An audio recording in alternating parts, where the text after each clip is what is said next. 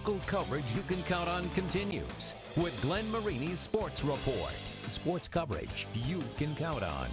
When it comes to minor league baseball, TinCaps president Mike Nutter is one of the best in the business. Now, that's not just my opinion anymore. It's a fact, because earlier this month, Nutter was named Minor League Baseball's Executive of the Year at the winter meetings in San Diego. Originally from Napoleon, Ohio, I had the chance to sit down with Mike and talk about what makes the Titan of the TinCaps tick. Thought I'd be in town a year or two, and 22 years later, I'm still sitting around. They haven't gotten rid of me yet. Bigger than baseball has always been the message of Mike Nutter. That baseball thing, though, well, that's worked out pretty well for the TinCaps president, but it didn't necessarily start out that way. Glenn, when I first moved here, literally in the first couple months, there was that thing where Men's Health said we were the most overweight city in the country, and then somebody else within a month or two said we were the dumbest city in America, and I'm sitting there thinking, how do these people know that I moved here, and changed all these numbers? While he's not one to take credit, Nutter's been a big part of turning the franchise into a Summit City summer staple.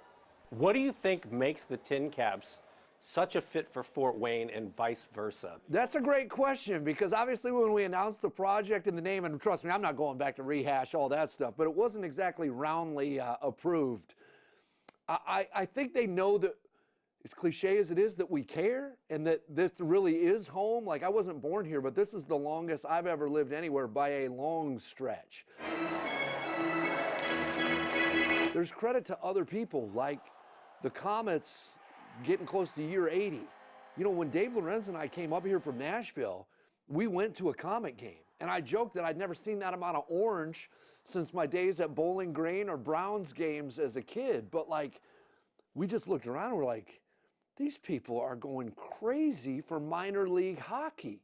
And we felt like we could try and replicate that during the summer. Since Parkview Field opened in 2009, businesses have invested over $1 billion in downtown Fort Wayne. The cool thing about this job is that through baseball, we've been able to impact so many things that have nothing to do with the game between the lines.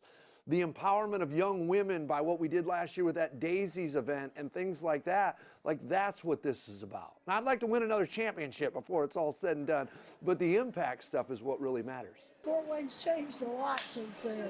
For me, I'm not chasing AA or AAA, and I'm not a grass is greener guy. This community has been so unbelievable to raise our family in. You guys and the media supports us. We're the second or third best drawing team in the country at our level. It's a pretty good thing. And that ballpark out the door, it's hard to beat. We talked with Mike about much more, including faith, family, and mental health, all very dear to his heart. And you can watch that full interview. It's a good one on the WANE.com sports page. I'm Glenn Marini, and that is your local sports report.